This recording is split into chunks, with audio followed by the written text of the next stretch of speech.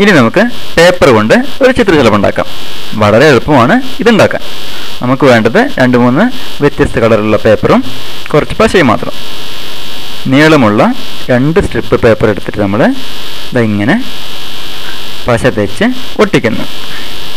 ചിത്രശലഭത്തിൻ്റെ ഒരു ചിറകാണ് ഇത്. ഇതാ ഇങ്ങനെ ഹാർട്ട് ഷേപ്പിലുള്ള ഒരു ചിറക്.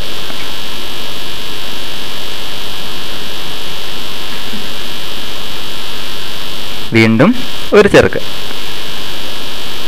വേറെ കളറുള്ള ഒരു ചിറക്.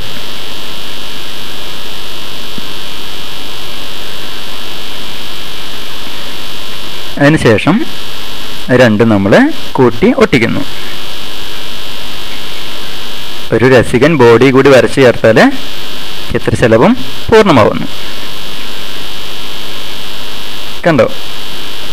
നമ്മളുടെ സുന്ദരി ചിത്രശലഭം തയ്യാറായി. നിങ്ങൾക്ക് എവിടെ വേണമെങ്കിലും തൂക്കിയിടാം, സമ്മാനം കൊടുക്കാം. ഇതാ ചിത്രശലഭത്തിന് കൂട്ടുകാരുമുണ്ട്. കണ്ടോ?